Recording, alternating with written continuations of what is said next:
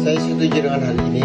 Menurut saya, restoratif justice dalam penyelesaian perkara kekerasan pada anak adalah hal yang baik karena membuka peluang penyelesaian perkara ini dengan cara yang lebih baik, yaitu mempertemukan kedua pihak sehingga bisa menemukan jalan keluar yang lebih baik antara orang tua dan anak. Terima kasih. Menurut saya tidak boleh, karena kekerasan terhadap anak itu bisa menimbulkan luka fisik atau psikologis apapun terjadi, dan itu bisa berdampak panjang, di mana trauma ini bisa terbawa hingga dewasa.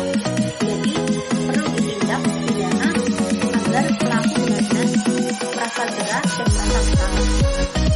Pendapat saya tentang penyelesaian perkara kekerasan terhadap anak oleh orang tua melalui restoratif justice. Menurut saya setuju dengan adanya restoratif justice, di mana dari restoratif justice dapat membantu anak bertemu dengan orang tuanya sebelum dilakukannya tindak pidana, agar anak tidak merasa takut untuk melakukan tindak pidana tersebut. Menurut pendapat saya setuju penanganan kekerasan terhadap anak oleh orang tua melalui restoratif justice karena dapat menjamin dan menghormati martabat anak dan dilakukan demi kepentingan terbaik bagi anak dan dapat mempertimbangkan keadilan bagi korban. Menurut pendapat saya setuju dengan penyelesaian perkara kekerasan terhadap anak melalui restoratif justice, dikarenakan restoratif justice ini membuka peluang agar orang tua dapat bertemu dengan anak untuk membicarakan hal yang menjadi pokok perkara sehingga dapat menyelesaikan perkara secara empat mata dan mencari solusi bagaimana agar tidak terjadi lagi kekerasan di dalam rumah tangga terhadap anak. Pengertian anak menurut pasal 2 ayat 1 huruf A Undang-Undang Nomor 23 Tahun 2004.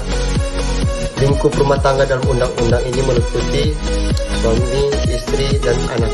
Kata anak di sini dilihat dari statusnya sebagai anak dari suami dan istri dalam suatu rumah tangga.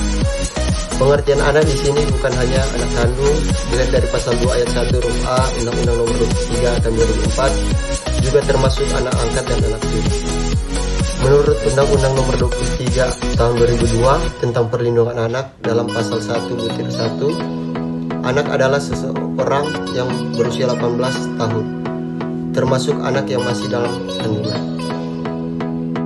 Pasal 1(1) UU Nomor 23 Tahun 2004 menyatakan bahwa kekerasan dalam rumah tangga adalah setiap perbuatan terhadap seseorang, terutama perempuan, yang berakibat tindak kesetaraan atau penderitaan secara fisik, seksual, psikologis, dan atau penelantaran rumah tangga, termasuk ancaman untuk melakukan perbuatan pemaksaan atau pernikahan secara melawan hukum dalam lingkungan. Kekerasan fisik.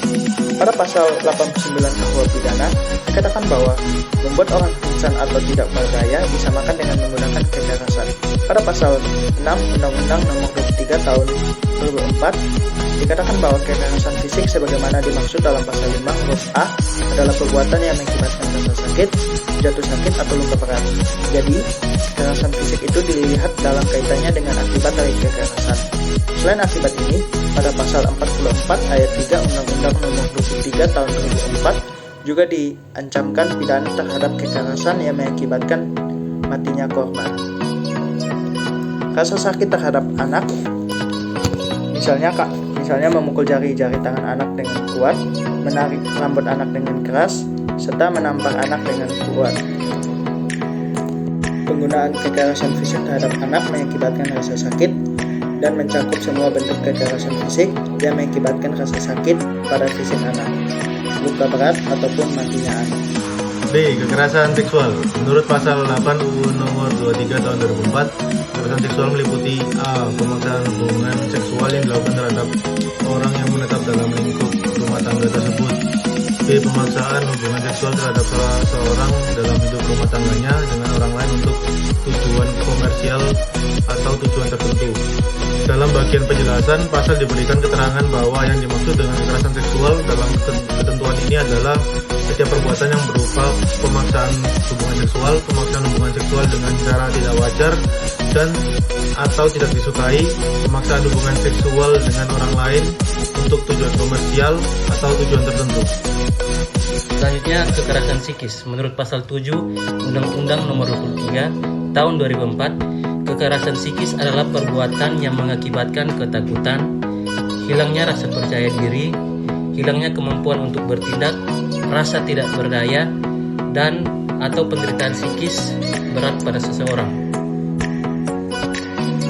Kekerasan ekonomi atau pelantaran rumah tangga. Dalam pasal 9 ayat 1 ditentukan bahwa setiap orang dilarang melantarkan orang dalam lingkup rumah tangganya, padahal menurut hukum yang berlaku baginya atau karena persetujuan atau perjanjian ia wajib memberikan kehidupan, peralatan, atau pemeliharaan kepada orang tersebut. Selanjutnya dalam pasal 9 ayat 2 ditentukan bahwa pelantaran sebagaimana yang dimaksud dalam ayat 1 juga berlaku bagi setiap orang yang mengakibatkan ketergantungan ekonomi dengan cara membatasi atau melarang untuk bekerja yang layak di dalam atau di luar rumah sehingga korban berada di bawah kendali orang tersebut. Saya tidak setuju karena bagaimana anak dididik itu bisa mempengaruhi psikolognya sehingga ia akan memiliki kemungkinan besar melakukan seperti yang orang tuanya lakukan dengan alasan mendidik, padahal anak juga membutuhkan perlindungan secara fisik dan psikolognya dan itu sudah diatur dalam hukum. Menurut saya tidak boleh, karena kekerasan terhadap anak itu bisa menimbulkan luka fisik atau psikologis ataupun keduanya, dan itu bisa berdampak panjang, di mana traumanya bisa terbawa hingga dia dewasa. Jadi perlu ditindak pidana agar pelaku benar-benar merasa jera dan merasa bersalah.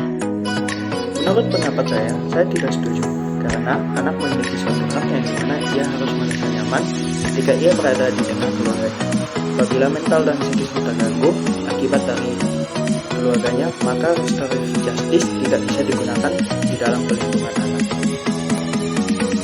Menurut pendapat saya tidak setuju karena setiap anak berhak mendapatkan perlindungan dari ancaman kekerasan walaupun dilakukan oleh orang tuanya yang menggunakan alasan mendidik, tetapi menjadi lepas kendali sehingga menimbulkan luka pada anak tersebut. Saya tidak setuju, karena pada dasarnya seorang anak mempunyai hak untuk mendapatkan keamanan di dalam keluarganya. Jika dia mendapatkan luka, bahkan hingga sampai cacat oleh karena didikan keluarganya, maka menurut saya restoratif justice bukanlah jalan yang tepat untuk mendapatkan keadilan. Menurut pendapat saya tidak setuju. Kenapa? Karena setiap anak mempunyai hak untuk mendapatkan hak yang dimana dia itu merasa aman dan nyaman ketika bersama dengan keluarganya. Apabila keluarganya melakukan kekerasan hingga sampai mengenai mental dan fisik seorang anak, maka dari sisi keluarganya memperoleh restorasi justice itu sangat tidak adil buat anak yang mendapatkan peristiwa kekerasan seperti itu orang tua. Sekian dan terima kasih. Mantap.